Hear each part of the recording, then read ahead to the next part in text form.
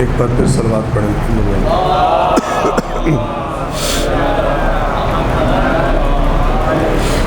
اعوذ باللہ من الشیطان الرجیم. بسم اللہ الرحمن الرحیم.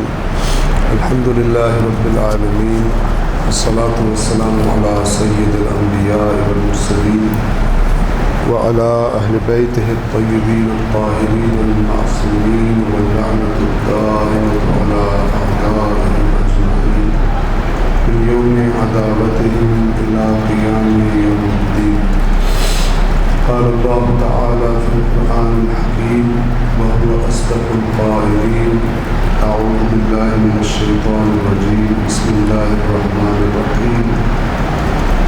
انہاکم التکاثر حتی زرتم المقابر کلا سوف تعلمون ثم کلا سوف تعلمون كلا لو تعلمون علم اليقين لترون الجحيم ثم لترونها عين اليقين ثم لتسألن يومئذ عن النعيم.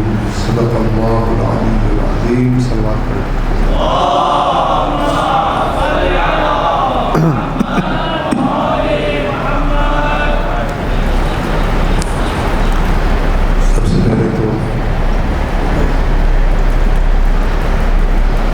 اللہ تعالیٰ کا شکر گزار ہوں آپ مومنین سے اور متقین سے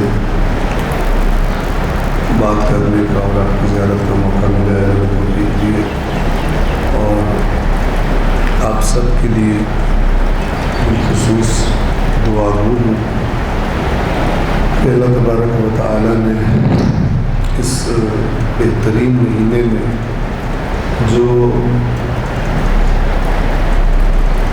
بہترین سعادت اور توفیق اعتکاف کی آپ کو عطا فرمائی ہے، اللہ تبارک و تعالیٰ اس اعتکاف کی برکت سے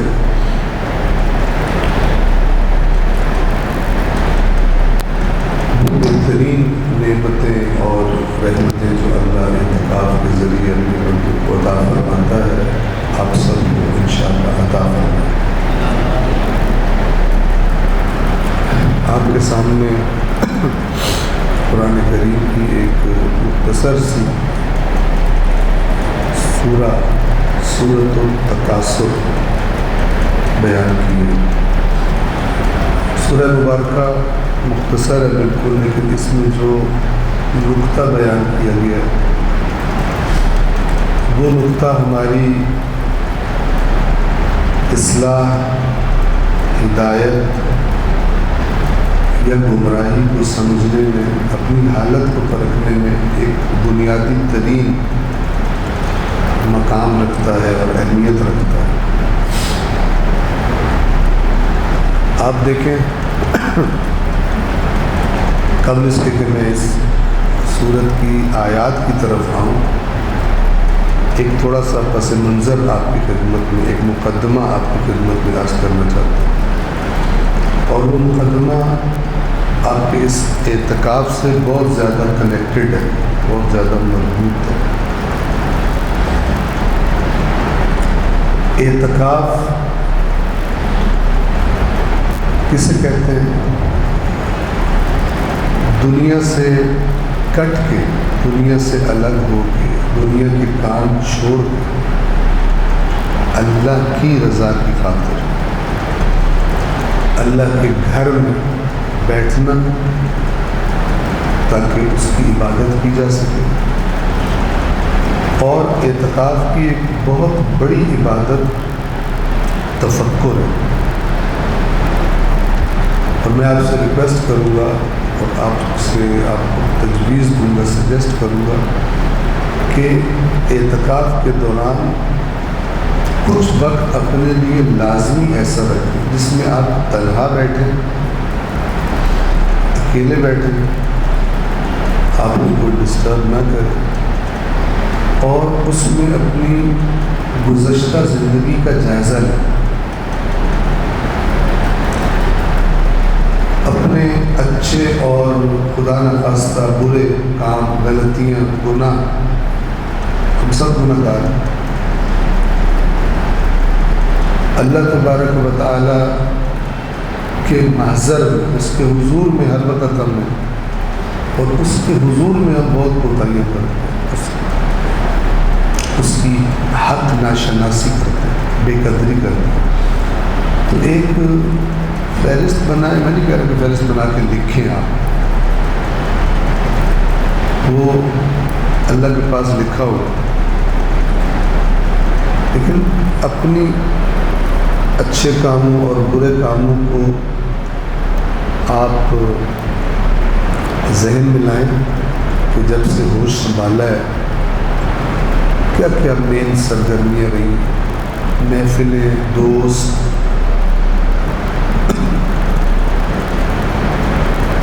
اور پھر آپ یہ دیکھیں کہ جب آپ یہ ساری چیز اپنے سامنے رکھ لیں تو اپنے آپ سے پوچھیں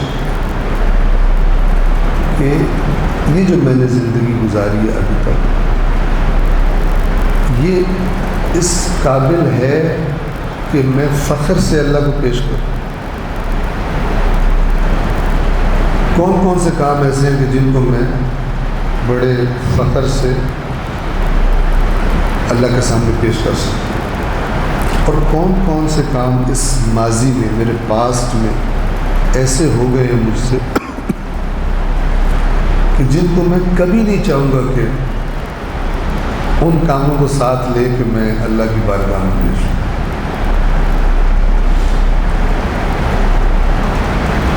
اور یہ پچھلی زندگی کو دیکھنے کے بعد، ماضی کو دیکھنے کے بعد مستقبل کے لیے کچھ پلان بنائیں۔ اور مستقبل کے لیے پلان کیسے بنائیں کہ آج یہ اعتکاف کے ایام میں نے اپنی ماضی کو دیکھا ہے تو مجھے کوئی زیادہ مزہ نہیں آیا، گزر گیا جو ہونا تھا، لیکن ابھی میں باقی ہوں اور ان کے اثرات باقی ہیں ان کاموں کے۔ تو میں اگر اللہ مجھے مثلاً اللہ تعالیٰ مجھے 5 سال اور زندگی دے، 10 سال اور زندگی دے، اور اس مزید 10 سال گزرنے کے بعد ان 10 سالوں کو میں نے کیسے گزارا ہو، کیسے گزاروں کہ جب یہ 10 سال گزر جائیں اور میں ان 10 سالوں کو پلٹ کر دیکھوں تو ابھی اس وقت جو میں پچھلی زندگی کو دیکھ رہا ہوں اس سے زیادہ مجھے مزہ آئے، لذت محسوس ہو اگلے 10 سالوں کو دیکھ کر۔ یعنی آج مجھے کچھ کاموں کو دیکھ کے پچھتاوا ہو رہا ہے، یار یہ نہ کرتا، یا میں ٹائم ضائع نہ کرتا، فلاں محفل میں نہ جاتا، اس بندے کی کمپنی میں نہ رہتا، اس سے دوستی نہ کرتا، اس سے میرے یہ نقصان ہوا مجھے۔ تو اب اس سے عبرت لے کر اگلے 10 سال کو اس طرح پلان کریں کہ 10 سال جب گزر جائیں گے اور 10 سال کے بعد میں پھر ایک دفعہ اپنی زندگی کو پیچھے دیکھوں تو یہ جن کاموں پہ مجھے پچھتاوا ہو رہا ہے یہ پچھتاوا اب نہ ہو، یہ میں نے نہیں کرنا۔ یہ بہت امپورٹنٹ ہے، اس لیے کہ اللہ تعالیٰ نے قرآن میں بڑے واضح انداز میں فرمایا ہے کہ قیامت کے دن ایک سب سے بڑی جو چیز لوگوں میں نظر آئے گی وہ پچھتاوا ہے، حسرت ہے کہ میرے پاس اتنا چانس تھا، زندگی میں نے گزار دی اور پتہ ہی نہیں چلا گزر گئی۔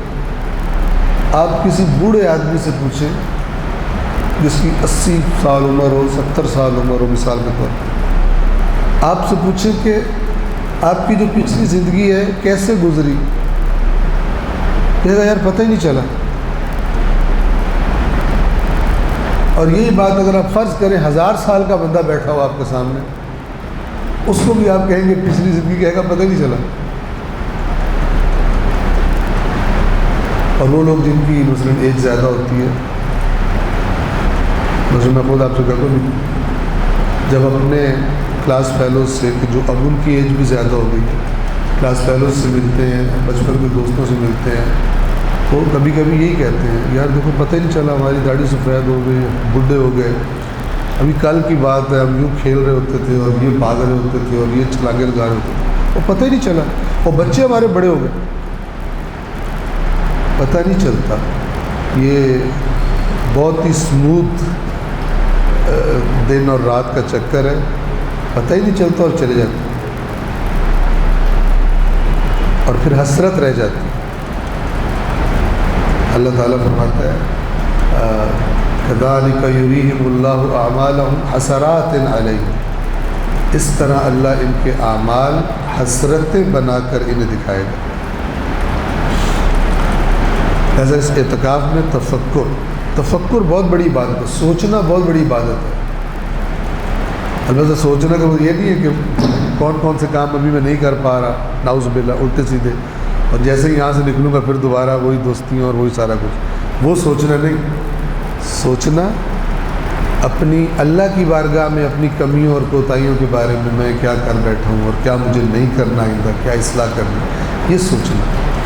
وہ سوچنا جس سے عبرت آئے، جس سے انسان کی اپنی اصلاح کرے انسان. یہ ایک نقطہ. دوسرا نقطہ،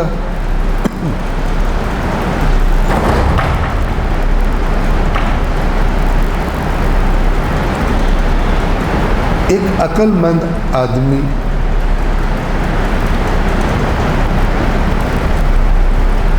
بے مقصد چیزیں اور کام نہیں کرتا. عقل مند، جتنا عقل مند ہوگا آپ اتنے بےہودہ اور بے مقصد کام اس کی زندگی میں کم پائیں گے. اسی لیے اس کو عقل مند سمجھا جاتا ہے. لیکن کچھ لوگ ہوتے ہیں کہ جن کی زندگی بےہودہ کاموں سے بھری ہوئی ہوتی ہے، آوارہ گردی، ادھر ادھر ٹائم ضائع کیا، ادھر بیٹھ گیا ادھر بیٹھ گیا، گپے ماری کھلا، اور اینڈ آف دا ڈے کچھ بھی نہیں ہوتا، بس ایک دن ہی کام ہوتا ہے زندگی سے.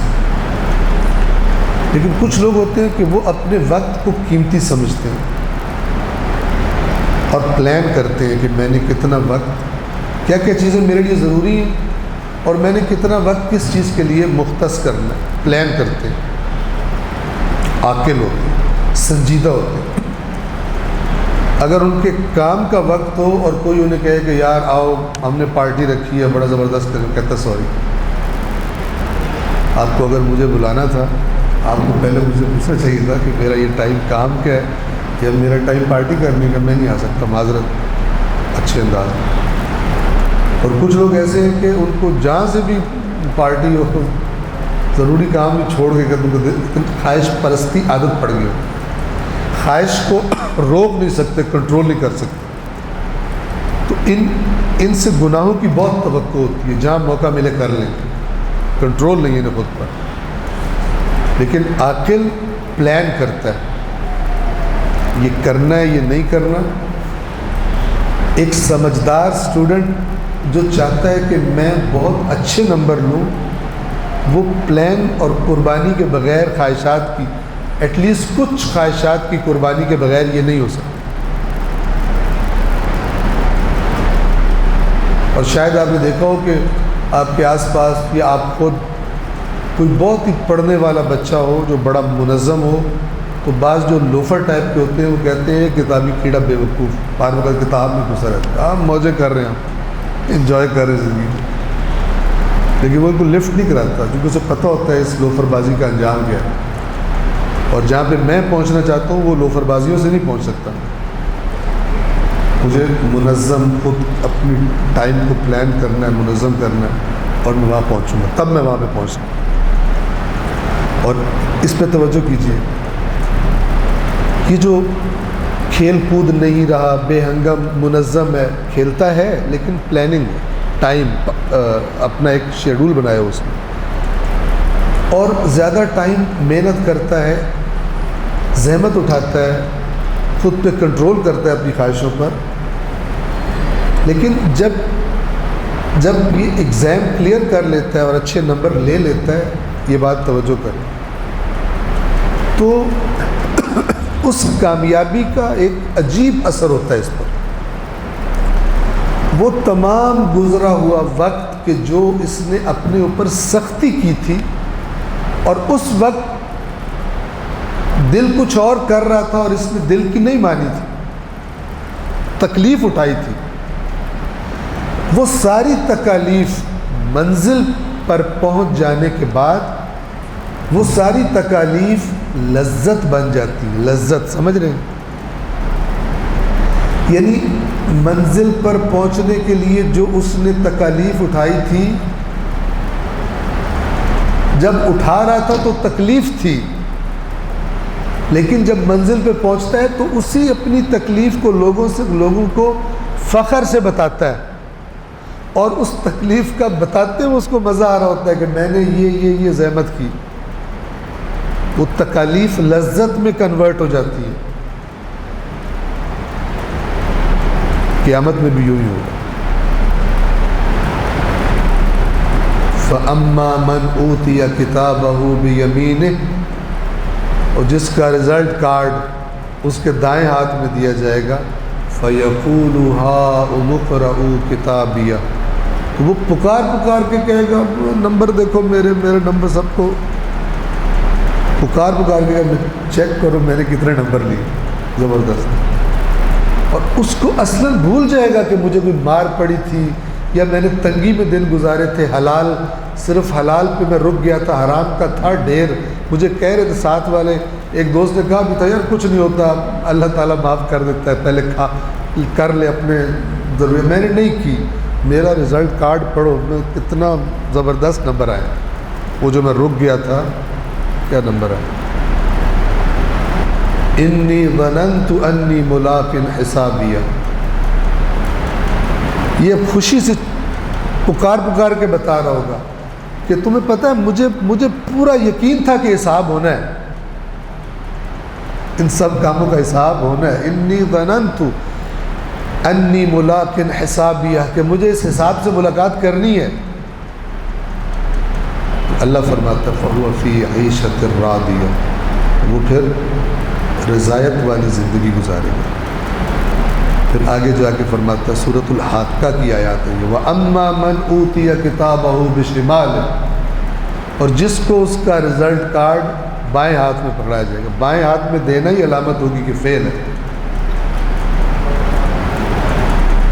فَيَقُولُ يَا لَيْتَنِي لَمْ أُوتَ كِتَابِيَهْ، اس کا آج کے زمانے کا ترجمہ کروں تو کہے گا کاش یہ جس بورڈ کے دفتر سے رزلٹ آیا ادھر آگ لگ گئی ہوتی اور میرے پیپر بھی جل گئے ہوتے اور سارا ریکارڈ بھی جل گیا ہوتا، یہ رزلٹ مجھے نہ دیا جاتا. یا لیتنی، اے کاش، لم اوت کتابیہ، مجھے یہ کتاب نہ دی جاتی. ولم ادری ما حسابیہ، مجھے حساب کتاب کا پتہ ہی کوئی نہ ہوتا. یعنی یہ صورتحال میں ایسی حالت میں ہوتا کہ مجھے پتہ ہی نہ ہو کہ ایسی کوئی چیز بھی ہو رہی ہے، کہیں دور ہوتا.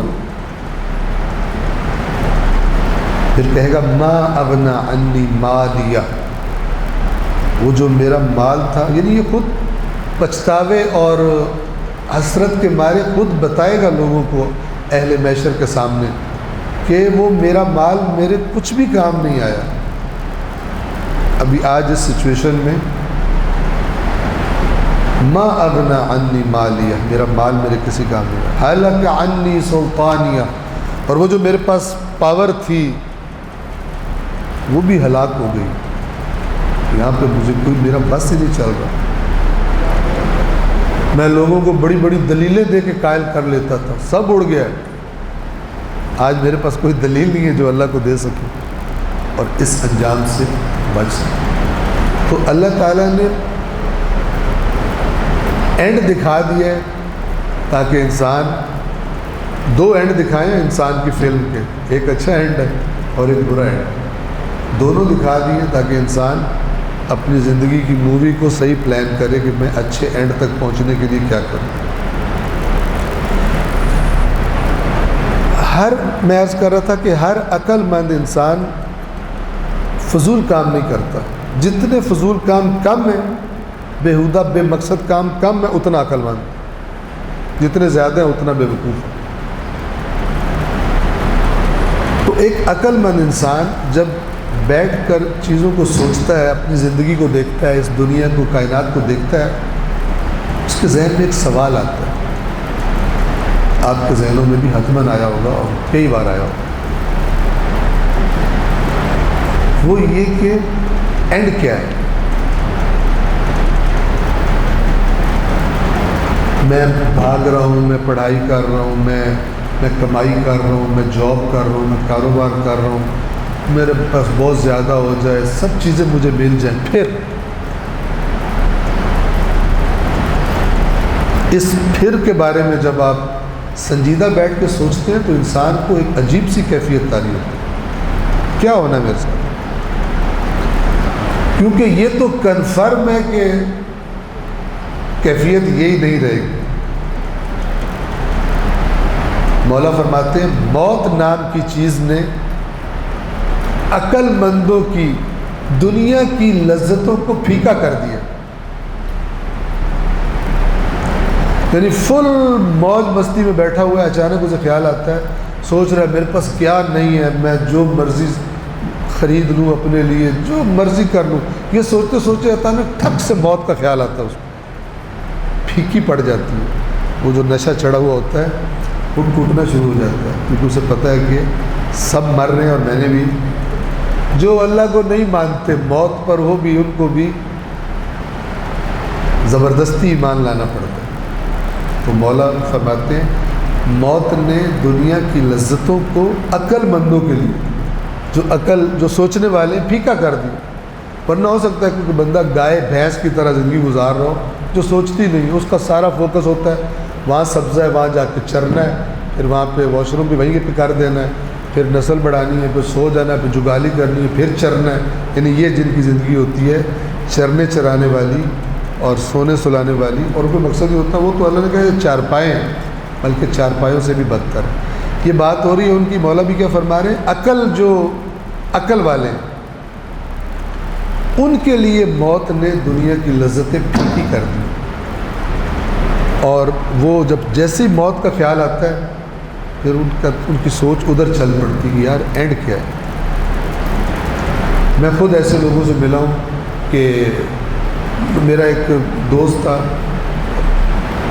بچپن سے جانتا تھا، تو میں ایران چلا گیا، بہت سال ملاقات نہیں ہوئی، وہ دبئی چلا گیا۔ جب وہ دبئی گیا تو اس کی بڑی حسرت تھی دبئی میں، اس کو اچھی جاب مل گئی، تو میں چند سال پہلے دبئی گیا تو اس سے بھی رابطہ ہوا، تو مجھے وہ لے گیا، کہتا ہے ملنا ہے تم سے، تو بیٹھ گئے، ہم جا کے کافی شاپ پہ بیٹھ گئے گپ شپ میں، تو مجھے کہتا ہے یار تو نے ٹھیک کام کیا، مجھے یہاں پہ دبئی میں ہر چیز اویلیبل ہے، لیکن مجھے ڈپریشن رہتی ہے کہ ہونا کیا ہے، کیونکہ مجھے پتہ ہے مجھے چھوڑنا ہی چھوڑنا ہے یہ سارا کچھ۔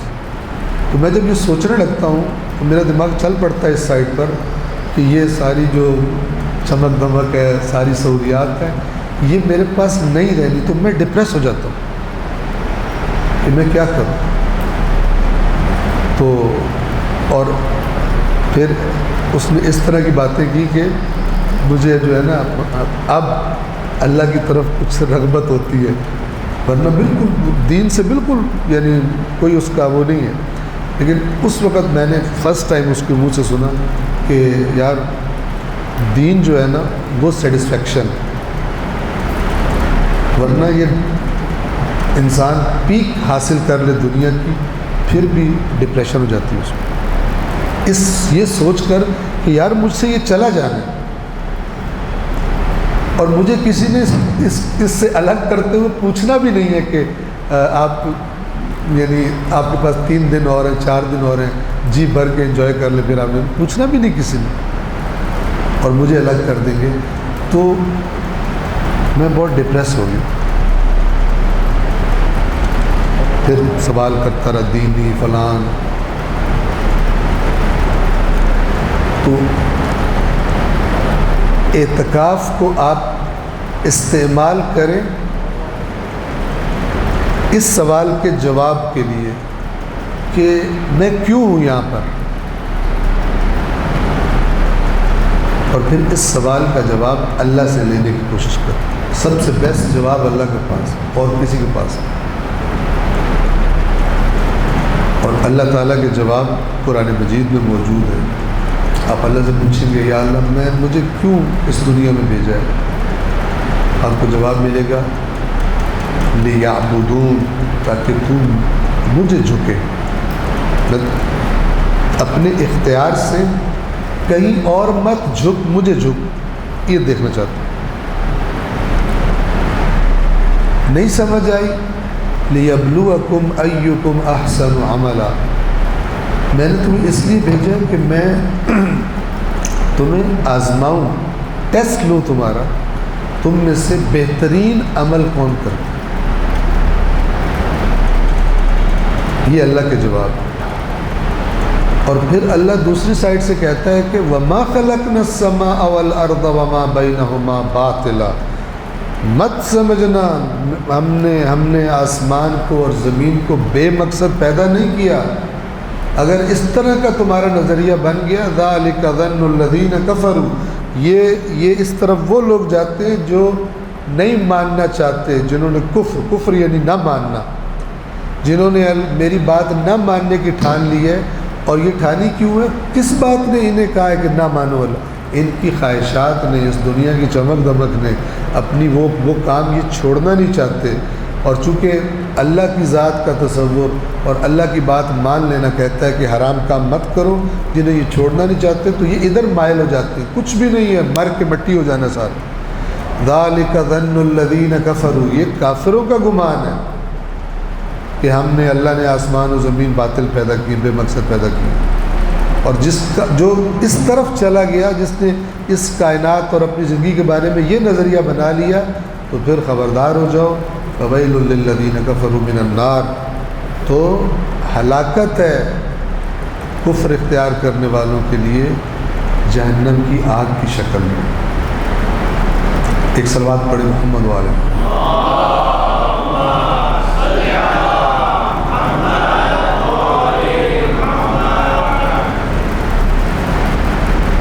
آپ کا کوئی دوست، مثال اب سورہ تکاثر کی طرف آ رہے ہیں، آپ کا کوئی دوست،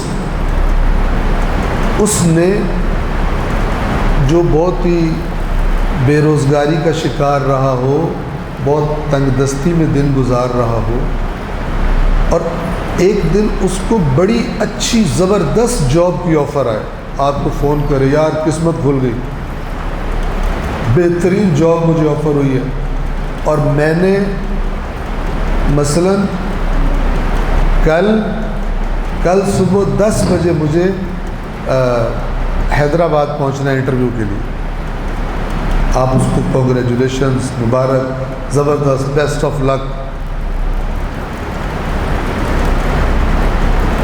اگلی صبح آپ جب نکلیں اپنے کام پہ جانے کے لیے، مثلا 8:15 کا ٹائم ہو، اس نے کتنے بجے حیدرآباد پہنچنا ہے؟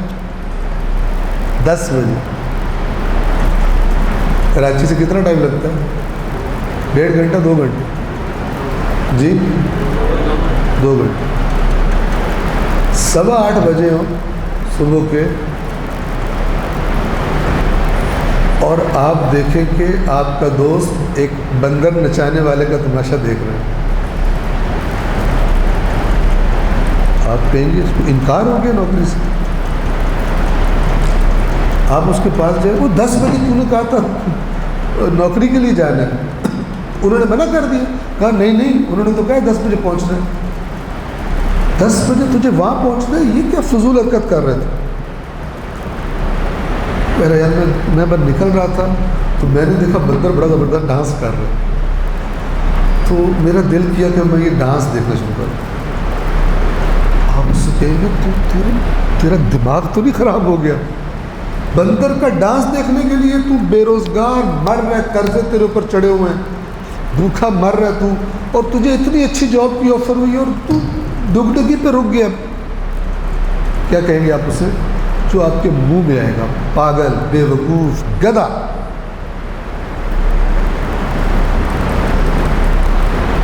تیرے جیسا پاگل ہے، میں تجھے عقل مند سمجھتا تھا، بالکل ڈفر ہے، تو پاگل ہے، ایسے کہیں گے۔ یا اگر خدا نخواستہ زبان اس سے آگے جاتی ہے تو کچھ اور بھی کہنا شروع کر دیں، جیسے بعض لوگوں کی زبان پہ کوئی لمٹ نہیں ہوتی۔ سورہ تکاثر میں اللہ بھی یہی کہہ رہا ہے، الہاکم التکاثر، کہ تمہیں جنت آفر کی ہے، اور صرف جنت آفر نہیں کی، اگر جنت والی چیزیں نہیں کرو گے تمہیں جہنم بھی آفر کی ہوئی. پھر جہنم، اگر جنت کی آفر ایکسیپٹ نہیں کرتے تو جہنم کمپلسری کی ہوئی ہے.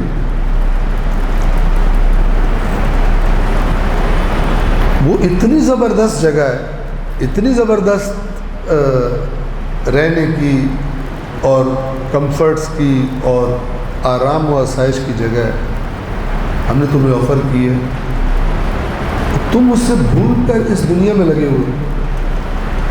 ٹائم تمہارے پاس محدود ہے اور اس کا بھی تمہیں پتہ بھی نہیں ہے کتنا محدود ہے، اور تمہاری ساری توجہ اس دنیا پہ ہے. اور یہ میں اپنے لفظوں میں کہہ رہا ہوں، اتنا دنیا پہ تمہارا فوکس ہے کہ فرشتے تمہاری جو دعائیں میرے پاس لے کے آتے ہیں دنیا سے بھری ہوتی ہیں. تمہاری دعائیں بھی جو ہے مجھ سے، اس میں بھی صرف دنیا ملتی ہے، آخرت کی توجہ ہی نہیں ملتی. ہاں کوئی یاد کرا دے تو کہتے ہیں یا اللہ ہماری عاقبت بخیر فرما، ورنہ نوکری، شادی، رزق میں برکت، یعنی پیسے زیادہ ہونا، صحت مند، فلان، سارا فوکس دنیا ہے. تم کیا چیزیں ہو؟ میری بات پہ یقین نہیں ہے تمہیں؟ فرمایا بسم اللہ الرحمن الرحیم، الہاکم التکاثر، یہ مال دنیا کی کثرت کے تمہارے آپس کے مقابلوں نے تمہیں اصل مقصد سے تمہاری توجہ ہٹا دی. تم حیدرآباد جانے کی جگہ بندر تماشا دیکھنے میں لگے ہو، جبکہ یہ بندر تماشا اتنی دیر ہے جتنی دیر دیکھ رہے ہو، اس کے بعد پچھتاوا ہے کہ کیوں نہیں گئے، کیوں اس پہ لگ گئے. الہا، اس کا کیا مطلب ہوتا ہے؟ توجہ کر، یہ لہو سے ہے. قرآن میں ہے نا انما الحیات الدنیا لعب ولہو، لہو سے ہے الہا. لہو کس چیز کو کہتے ہیں؟ جو اہم نہ ہو لیکن اپنی طرف توجہ کروا کے کسی اہم چیز کی طرف سے توجہ ہٹا دے انسان. یعنی انسان کے ذمہ کوئی اہم کام ہے، کوئی امپورٹنٹ کام ہے، لیکن اس کی توجہ کوئی ایسا کام اپنی طرف کروا لے کہ جو امپورٹنٹ نہیں ہے، اس کام کو کہتے ہیں لہو. تو اللہ تعالیٰ لہو کسے کہہ رہے ہیں؟ تکاثر کو. تکاثر کا مطلب کیا ہے؟ کثرت سے ہے، اور تکاثر کہتے ہیں کثرت کے مقابلے، کمپٹیشن. اچھا تو نے یہ آج پینٹ پہنی ہے تو میرے سامنے ٹراؤزر پہن کے شو مارا، کل جو میں پہن کے آؤں گا دے گا. شاپنگ کے مقابلے، عمارتیں بنانے کے، گھر بنانے کے مقابلے، جائیدادیں بنانے کے مقابلے. یعنی دنیا کی چیزوں کے ڈھیر، میرا زیادہ ہے اس کا کم ہے. وہ کہے تو تھوڑی دیر بعد دیکھنا میں زیادہ کر دوں، پھر وہ گدھے کی طرح کام کرتا ہے تاکہ یہ ڈھیر زیادہ ہو جائے. یہ دیکھتا اس کا زیادہ ہو گیا، یہ ڈبل گدھا پھر مزدوری کرتا ہے، اپنے آپ کو لگا دیتا ہے تاکہ زیادہ ہو جائے. اللہ اب آپ کو ہمیں اپنی نظروں سے دکھانا چاہ رہا ہے. وہ کیا دکھا رہا ہے؟ وہ کیا دکھا، تمہیں اس بندر تماشے نے، تمہیں اس کھیل تماشے نے، اس مال دنیا کی کثرت کے مقابلوں نے تمہیں غافل کر دیا، اپنی مصروف کر لیا، اور تم اصل مقصد ہی بھول گئے. اگلی آیت ہے حتی زرتم المقابر. اس کی دو طرح سے وضاحت کی گئی ہے، معنی مراد دیا گیا. ایک تو یہ کہ اس وقت تک تم یہ بندر تماشا کرتے رہتے ہو، دیکھتے رہتے ہو، جب تک کہ قبروں میں نہ پہنچو، قبروں کی زیارت نہ کرو. اور ایک اس کی دوسری تفسیر کی گئی ہے، زیادہ فرق نہیں بات سے پڑتا، بات ایک ہی ہے، اور وہ ایک روایت کی وجہ سے ہے جو اس کی شان نزول میں آئی ہے سورۃ تکاثر کی. اور وہ روایت یہ کہتی ہے کہ مکہ میں، مکی صورت ہے یہ، ٹھیک ہے، البتہ بعض لوگ کہتے ہیں مدنی، خیر بہت امپورٹنٹ نہیں ہے ہمارے لیے. تو باتیں اس کی واضح ہیں. میسیج اس کا واضح ہے، اور اصل میں قرآن میسیج ہی دینا چاہتا ہے، باقی ڈیٹیلز کو اتنی امپورٹنٹ نہیں دیتا۔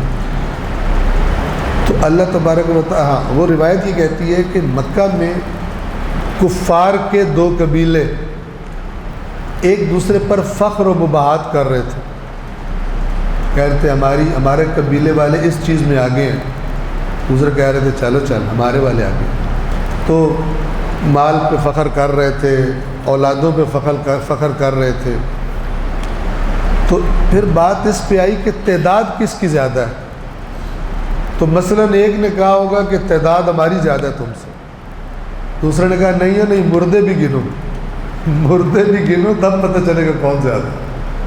تو یہ پہنچ گئے قبرستان اس روایت کے مطابق، یعنی اپنی برتری دوسرے پر ثابت کرنے کے لیے قبروں کو پہنچ گئے، اور خدا نے یہ صورت نازل کی اس روایت کی بنا پر یہ کہنے کے لیے کہ بدبختوں، قبریں تو عبرت کے لیے ہوتی ہیں کہ یہاں پر آ کے سارا تمہارا کھیل ختم ہو جانا ہے، تم قبروں کو بھی گن کے دنیا میں ہی مقابلے کر رہے ہو، دنیا کے ہم زیادہ ہیں تم سے، یعنی جو چیز ہم نے تمہیں دنیا چھڑوانے کے لیے رکھی تھی کہ دنیا کی کا جو تمہیں عادت پڑ گئی، اس کے پیچھے دوڑ رہے ہو، پیچھے آ جاؤ، جو چیز ہم نے تمہارے علاج کے لیے رکھی تھی تم نے اس کو بھی دنیا میں شامل کر لیا۔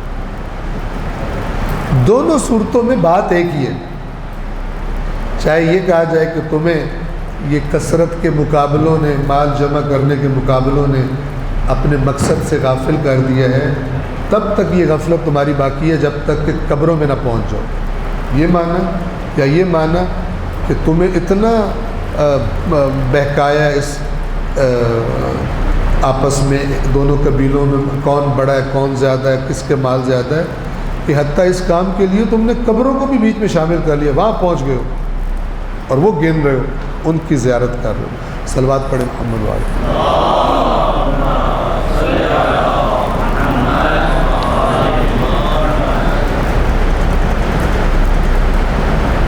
کلا، ہرگز نہیں، یہ کلا کا لفظ اس میں چند معنی، ایک تو روکا جا رہا ہوتا ہے اس میں، اور جو اس کلا سے پہلے بات کی گئی ہوتی ہے اس سے منع کیا جا رہا ہوتا ہے، اور جو اس کے بعد بات آ رہی ہوتی ہے اس پر تاکید کی جا رہی ہوتی ہے، یہ کلا کا میننگ ہے۔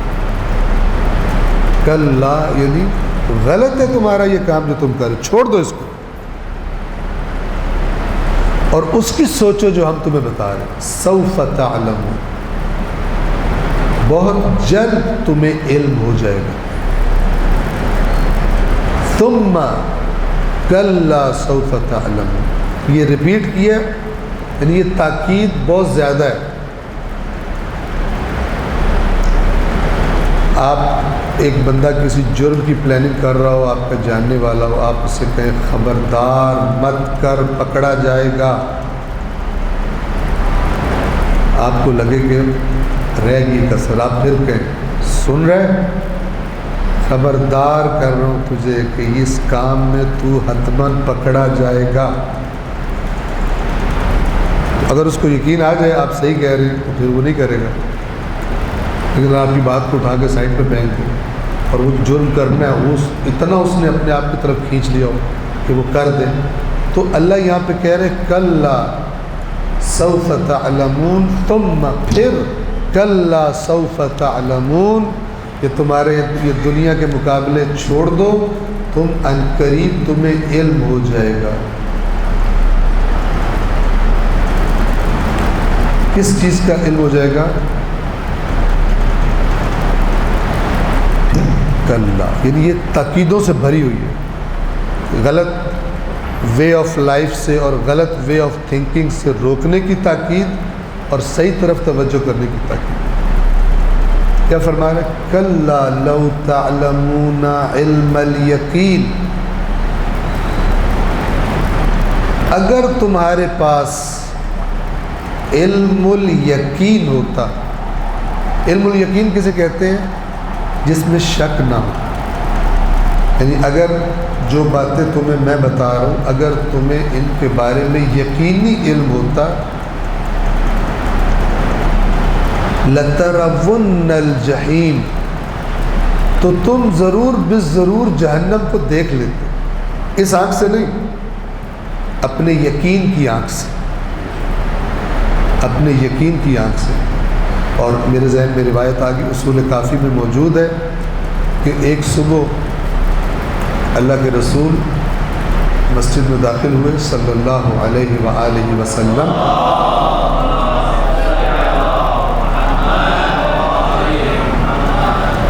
مسجد میں داخل ہوئے اور ایک جوان پر، ایک نوجوان پہ نظر پڑی، اس کے چہرے کا رنگ بدلا ہوا تھا، عجیب کیفیت تھی اس کی۔ اللہ کے رسول اس کے پاس گئے اور کہا کہ کس حال میں، یہ حالت تمہاری کیوں ہے؟ اس نے کہا یا رسول اللہ، میری یہ حالت اس لیے کہ میں یقین کی منزل پہ پہنچ گیا۔ اللہ کے رسول نے فرمایا کیسے، کیا ہے یقین تمہارا؟ اس نے کہا کہ میں یا رسول اللہ گویا جنت کو دیکھ رہا ہوں کہ کیسے جنتی اس کے اندر اللہ کی دی ہوئی نعمتوں سے لذت لے رہے ہیں، مجھے یوں لگتا ہے میں دیکھ رہا ہوں، اور جب نظر ہٹاتا ہوں وہاں سے تو گویا میں جہنم کو دیکھ رہا ہوں کہ کیسے لوگوں کو عذاب کیا جا رہا ہے، اور اس کی وجہ سے میں بے رغبت ہو گیا ہوں دنیا کے پیچھے دوڑنے سے، جہنمیوں کا عذاب ہوتا دیکھ کر اور جنتیوں کی نعمتوں کو دیکھ کر۔ اللہ کے نبی نے اس کو خوشی کا اظہار کیا اور اس نے کہا کہ یا رسول اللہ میرے لیے دعا کیجیے شہادت کی۔ اللہ کے نبی نے دعا کی اور پھر وہ روایت کہتی ہے کہ کچھ دنوں کے بعد ایک جہاد پیش آیا، جنگ پیش آئی، اور اس میں جو شہید ہوئے اس میں سے مجھے بھی ایگزیکٹلی ابھی یاد نہیں ہے کہ 9ویں یا 10ویں یا 12 اسی طرح اس نمبر پر اللہ نے اس کو بھی شہادت نصیب کر دی اور اس نے اپنی جان خدا کے راستے میں دے دی۔ حالت یقین اہل بیت اطہار علیہ السلام کی روایات میں ہے کہ اللہ نے بندوں کے درمیان جو چیز سب سے کم تقسیم کی گئی ہے وہ یقین، شک گھسا رہتا ہے۔ اب ذرا اسی اعتکاف میں بیٹھ کے ایک ٹیسٹ کیجیے گا، آپ ہو سکتا ہے آپ نے پہلے بھی کیا ہو، کسی اچھی محفل میں کوئی توبہ استغفار کی دعائیں منگائی جا رہی ہوں اور آپ کا دل کرے میں ہر گناہ سے توبہ کرتا ہوں، ٹھک سے ایک چیز آتی ہے اور وہ کہتی ہے کہ فلانے سارے کام چھوڑ، وہ اتنا مزہ آتا ہے، وہ دوست اتنا اچھا ہے، اس کے ساتھ اتنا بندہ انجوائے کرتا ہے، یہ وہ سب چھوڑ دے۔ اب یہ جو ادھر سے شک آتا ہے وہ اس یقین کو توڑتا ہے، بندہ اس کو جھٹلانے کی طرف ہو جاتا ہے کیونکہ اس کو نہیں چھوڑنا چاہتا، اور اگر اس پہ یقین ہو تو پھر تو چھوڑنا پڑے گا۔ جیسے چور کو یقین ہو کہ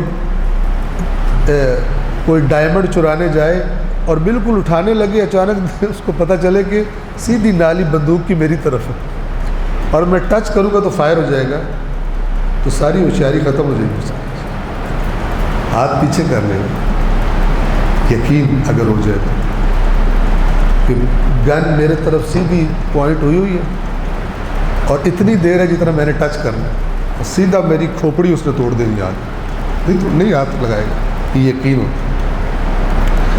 تو اب بندہ چاہتا ہے کہ اندر عجیب ہے نفسیات، قیامت کو کوئی نہیں، یا اللہ تعالیٰ معاف کر دے گا فلاں، اس طرح گناہ نہیں چھوڑنا چاہتا۔ جب بھی ہم سب جب بھی مکمل توبہ کا ارادہ کرتے ہیں، سب سے پہلی چیز جو سامنے آنکھوں کے آ کے رقص کرنا شروع کر دیتی ہے وہ ہماری خواہشات ہیں، وہ خواہشات کہ جو خدا کو پسند نہیں، اور وہ بڑا میک اپ کر کے ہمارے سامنے آتی کہتی ہے ہمیں چھوڑ دے گا، تو اتنا بے وفا ہے، ہمیں تو نہیں کیا کرے گا، ہماری طرف نہیں آئے گا۔ بندہ رک جاتا ہے، کہتا ہے کل توبہ کر لیں، ابھی کون سا مر رہے ہیں، 2 دن بعد کر لیں، 4 دن، یہ 2 اور 4 دن کبھی نہیں آتے، کل کبھی نہیں آتا یہ بات،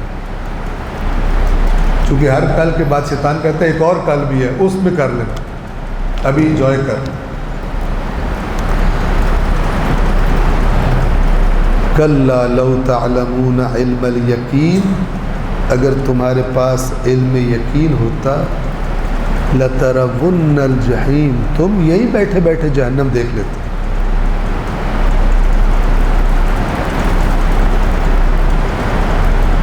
ثم لترونها عین الیقین. عین الیقین کسے کہتے ہیں؟ علم الیقین ہوتا ہے کسی چیز کے آثار دیکھ کے اس چیز کے بارے میں یقین کر لیں. مطلب آپ باہر نکلیں، خدا نخواستہ تھوڑی دور سے تیز تیز دھواں اٹھ رہا ہو، آپ کو یقین ہو جائے گا آگ لگ گئی. ایسا ہے کہ آثار دیکھ کر کسی چیز کے وجود کا یقین.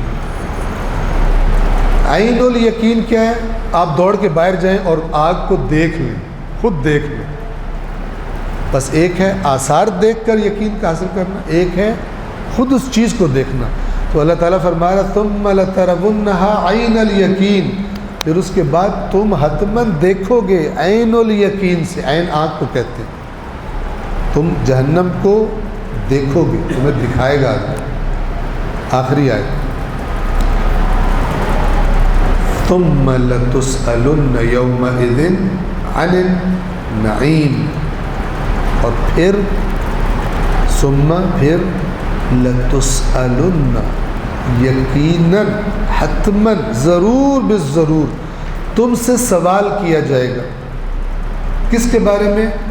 عن النعیم، ان نعمتوں کے بارے میں جو تمہیں دنیا میں اللہ نے دی تھی، ان کے بارے میں سوال ہوگا.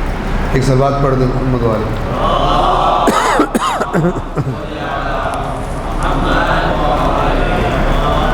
یہاں پر ایک قرآن کے مطالعے کے حوالے سے ایک اہم نقطہ بھی سمجھ لیں اور ایک خطا بھی سمجھ لیں. کیا خطا کرتے ہیں بعض اوقات ہم لوگ. اب آیت کے لفظ کیا ہے؟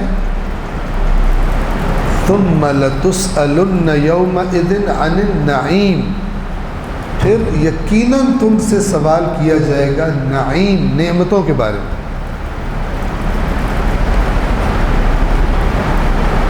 اب اس آیت کی تفسیر میں ایک روایت آئی ہے مثلا کہ نعیم سے مراد ہم اہل بیت کی ولایت ہے.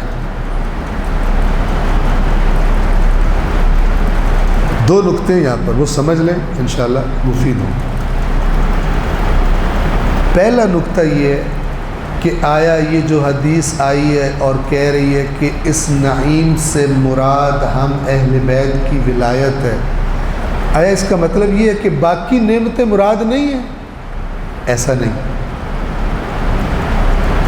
اگر صرف یہ مراد ہوتی تو اللہ وہی لفظ ڈائریکٹ لے کے آ جاتا. لیکن نعیم سے مراد ہر وہ چیز ہے جو نعمت ہے، ہر چیز جو خدا نے دی ہے دنیا. روایت پھر کیا کہہ رہی ہے؟ وہ روایت کیا کہنا چاہتی ہے؟ روایت کہہ رہی ہے کہ یہ جو نعمت ولایت اہل بیت ہے یہ بہت بڑی نعمت ہے، بہت بڑا سوال ہوگا اس کے بارے میں. سمجھ رہے ہیں؟ یعنی وہ جو نعمتیں جن کے بارے میں سوال ہونا، ان میں سے ایک بہت بڑی نعمت کیا تھی جو تمہیں ملی تھی؟ وہ اہل بیت کی ولایت. اب اس سے دو طرح سے لوگ کرتے ہیں. تقریر میں خطیب صاحب جو ہیں وہ کہتے ہیں قیامت کے دن جب جاؤ گے وہاں پر ولایت کا سوال ہوگا، جنہوں نے ولایت نہیں مانی ان کو کہیں گے سائیڈ پہ ہو جاؤ، اور سننے والے کہتے ہیں نعرہ حیدری، خوش ہو رہے ہوتے چونکہ ہم نے ولایت مانی ہوئی ہے. ایسا ہی ہے نا، خوش ہو جاتے ہیں کہ جنہوں نے ولایت نہیں مانی وہ تو گئے، اور ہم نے ولایت مانی ہے تو ہم تو پاس ہو جائیں گے. دیکھیں ولایت کے بارے میں صرف یہ سوال نہیں ہوگا کہ تم ولایت کو مانتے تھے یا نہیں مانتے تھے. جس نے ولایت نہیں مانی اس سے کہا جائے گا تو نے کیوں نہیں مانی، غلط کیا، ضروری تھی، سائڈ پہ ہو جائے۔ جب وہ سائڈ پہ ہو جائے گا آگے آپ سینہ تان کے کھڑے ہوں گے، ہم نے تو مانی ہے، کہیں گے اچھا تم نے مانی ہے، ولایت ماننے کی وجہ سے کیا تبدیلی آئی تمہارے اندر اس کی زندگی کی نسبت جس نے ولایت نہیں مانی؟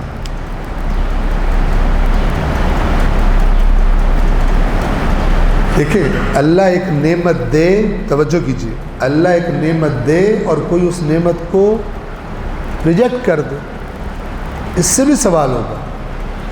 اور اللہ ایک نعمت دے اور اس نعمت سے جو اس کو کرنا چاہیے تھا وہ نہ کرے، اس نعمت کا جو تقاضا تھا وہ پورا ہی نہ کرے، اس سے بھی سوال ہوگا کہ تجھے جو اہل بیت جیسے مربی اور استاد اور رہنما ہم نے دیے تھے تو کتنا آگے نکلا تو اس رہنمائی کے نتیجے میں دوسروں سے۔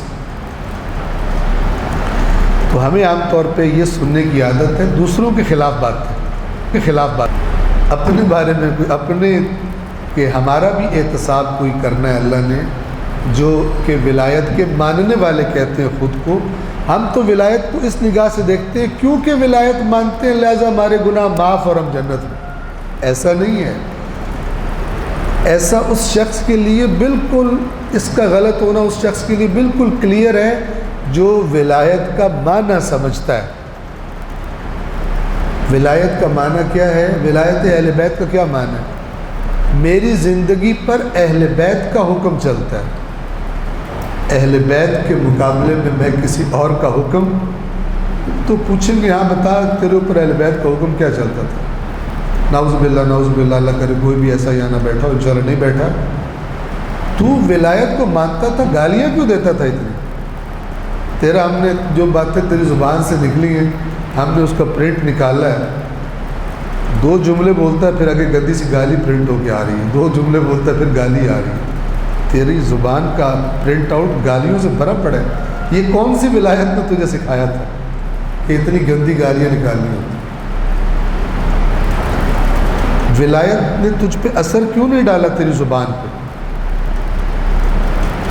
ان کا تو حکم یہی تھا کہ یہ نہ کرو،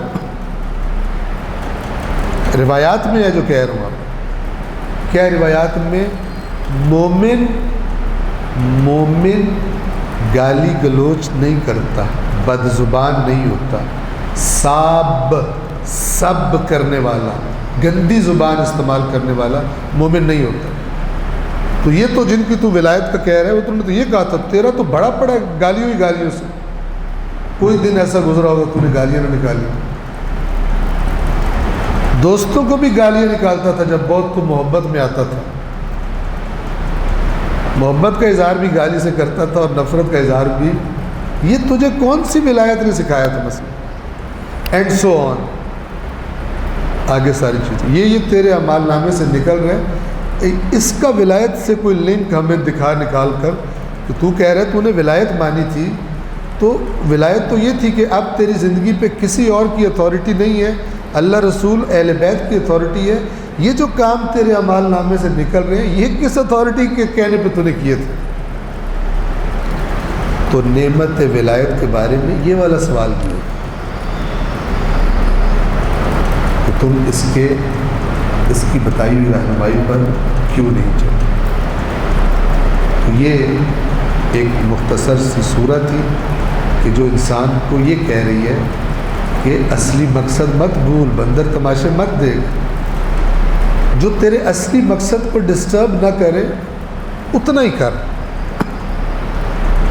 دین اسلام صحت مند تفریق کی نہ صرف یہ کہ اجازت دیتا ہے بلکہ تاکید فرماتا ہے۔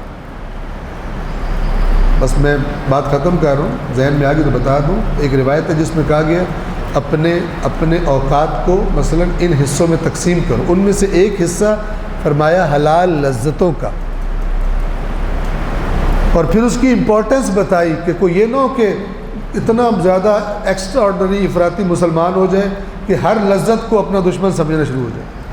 فرمایا کہ ایک وقت حلال لذتوں کے لیے رکھو یہ وہ وقت ہے جس کے ذریعے تم اپنی باقی ذمہ داریوں کے لیے خود کو فریش کر لو گے، تیار کر لو گے۔ یہ ضروری ہے تمہارے لیے، کیونکہ بعض لوگ ہوتے ہیں ان کا اسلام کیا ہوتا ہے، کوئی لذت نہیں، یہ دین اسلام نہیں ہے، رہبانیت نہیں ہے۔ تو کہا کہ جو حلال لذتیں ہیں، حلال تفریح ہے، انجوائمنٹ ہے، وہ کرو، اس کے ذریعے تم فریش ہو جاؤ گے، تمہارے اعصاب تازہ ہو جائیں گے اور تازگی سے اپنے کام کو، فریش ہو کے اپنے کام کو کر سکو گے، ورنہ وہ تازگی ختم ہو جائے گی۔ تو میری عرائض یہیں پہ تمام، انشاءاللہ آپ اس اعتکاف سے بہترین استفادہ کریں گے اور سوچیں گے گزشتہ زندگی کے بارے میں اور پلان کریں گے کہ آج سے 10 سال بعد، یعنی میں ایسی زندگی گزاروں کہ آج سے مثلا 5 سال بعد، البتہ زیادہ اچھا بزنس مین وہ ہوتا ہے جو اپنے حساب کا وقفہ تھوڑا شارٹ رکھتا ہے۔ کچھ لوگ ہوتے ہیں ہر روز ہی کرتے ہیں، ہر روز کرتے ہیں کہ اب کتنا پروفٹ ہوا، کتنی سیل ہوئی ہے، کتنا نقصان ہوا، کیا مسئلہ ہوا، کیا مسائل پیش آئے۔ جتنا اچھا تاجر ہوتا ہے اتنا ایکوریٹ اور جلدی حساب کرتا ہے۔ تو وہ ہر روز، وہ بھی ائمہ نے فرمایا ہوا کہ وہ تو لفظ ہی عجیب ہے، ہم میں سے نہیں ہے جو ہر روز اپنا محاسبہ نہ کرے 12، لیکن ایک لانگ ٹرم پلاننگ بھی ہوتی ہے، شارٹ ٹرم بھی ہوتی ہے، لانگ ٹرم بھی ہوتی ہے۔ ابھی لانگ ٹرم کی بات کر رہا ہوں، شارٹ ٹرم پلاننگ اپنی جگہ پہ امپورٹنٹ، لانگ ٹرم پلاننگ کریں، مثلا 5 سالہ منصوبہ، 5 سال میں کیا کیا کروں، بہت امپورٹنٹ، پلانڈ لائف، اور وہ پلان جو اللہ کے زیر سایہ ہے، محمد و آل محمد کی رہنمائیوں کے زیر سایہ پلان بن گئے، ان کی ڈائریکشنز میں بن گئے۔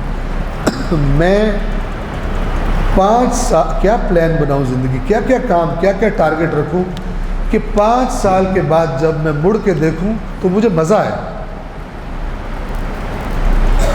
لذت ہو مجھے کہ میں نے 5 سال ایسے گزارے، یہ اچیو کیا۔ یہ پلان کریں اور پھر اللہ سے توفیق مانگے، اللہ تعالیٰ اس اچھے پلان پر ثابت قدم رہنے کی، عمل کرنے کی توفیق عطا فرمائے۔ بری عادت اگر کوئی ہے آپ کو، حتیٰ کہ ٹائم ضائع کرنے والی، اس کے علاج کا سوچیں، پکا ٹائم ضائع نہیں کرنا۔ آپ دیکھیں آپ کتنی چیزیں ہیں جو چور ہیں، آپ کا ٹائم چراتی ہیں۔ آپ دیکھیں گے کہ سوشل میڈیا ڈاکو ہے اتنا بڑا، وقت کا چور نہیں، ڈکیت ہے، ٹھیک ہے؟ تو اس ڈکیت کے بارے میں کوئی پلاننگ کریں کہ اس ڈکیت کو کیسے کنٹرول کریں۔ یہ تو میری عمر کا ایک حصہ کھا جائے گا، میرا مال نامہ نکلے گا اور فیس بک کی فیس بک بھری ہوگی تو میں کیا کروں گا؟ تو سوچیں، سوچنا بہترین عبادت ہے۔ روایات ہیں، ایک لمحے کا تفکر رات بھر کی عبادت سے بہتر ہے۔ عجیب ہے، کون سی عبادت جس میں کوئی تفکر نہیں ہے لیکن مزدوری ہو رہی ہے، رکوع سٹ سٹینڈ ہو رہا ہے لیکن کچھ نہیں ہے کہ یہ عبادت کیا، اللہ اس عبادت سے کیا میرے اندر پیدا کرنا چاہتا ہے، میں کیا کہہ رہا ہوں اللہ سے۔ یہ رات بھر کی عبادت سے لحظے کا تفکر، چونکہ تفکر انسان کو ہو سکتا ہے 1 سیکنڈ میں آنے والا ایک خیال انسان کی پوری زندگی کا رخ بدل کے رکھتا ہے۔ تو پروردگار عالم سے دعا کرتا ہوں کہ آپ کو بھی اور مجھے بھی اس اللہ سے قرب کے مہینے میں، اس عبادات کے مہینے میں، اس قرآن کی تلاوت کے مہینے میں، قرآن میں تدبر غور و فکر کرنے کے مہینے میں، پروردگار ہمارے اندر جو بری عادات ہیں، تیری نظروں میں جو کام برے ہیں، اس مہینے میں ان تمام بری عادات سے نجات حاصل کرنے کی، ان پر غلبہ پانے کی ہم سب کو توفیق عطا فرما۔ اے پروردگار، وہ تمام سرگرمیاں جو تو پسند نہیں فرماتا اپنے بندوں کے لیے، اگر ایسی چیزیں ہماری زندگیوں میں ہیں، اے پروردگار تجھے اپنی عزت و جلال کا واسطہ، اس مہینے کی عظمت کا واسطہ، اس میں نازل ہونے والے قرآن کا واسطہ، وہ ہم محمد و آل محمد کا واسطہ ہے پروردگار، وہ تمام کام جو تیری نظروں میں ناپسندیدہ ہیں اور ہماری زندگیوں میں شامل ہیں، ان سے نجات حاصل کرنے کی توفیق ہم سب کو عطا فرما، اور وہ تمام کام جو تو پسند کرتا ہے انہیں اپنی زندگیوں میں شامل کرنے کی، انہیں اپنی عادات میں ڈالنے کی اے پروردگار ہم سب کو توفیق عطا فرما۔ اور اے پروردگار اس مہینے میں وہ توبہ جو تیری نظروں میں توبہ ہو، جو حقیقی ندامت ہو گناہوں پر اور ارادہ ہو ترک گناہ کا، اے پروردگار اس توبہ کی توفیق ہم سے اس مہینے میں سلب نہ فرما، صدق دل سے ہمیں اپنے گناہوں سے توبہ کر کے تیرے در پر، تیری اطاعت کے در پر واپس لوٹنے کی توفیق عطا فرما۔ پروردگار بیماروں کو شفائے کاملہ و عاجلہ عطا فرما، جو ان ایام میں کسی مشکل کا شکار ہے، پریشانی کا شکار ہے، پروردگار ان کے لیے آسانیاں فرما۔ اور اے پروردگار ہمارے مرحومین، ہمارے والدین ہوں یا عزیز و اقارب میں سے یا دوستوں میں سے یا ہمارے اساتذہ میں سے، پروردگار جو لوگ اس دنیا کو چھوڑ گئے اور تیری بارگاہ میں، پروردگار ان پر رحم فرما، ان کے درجات کو بلند فرما۔ اور اے پروردگار ہماری اس زندگی کا خاتمہ ایمان پر اور خیر پر فرما۔ اللہم صلی علی محمد و آل محمد، صلوات پڑھیں۔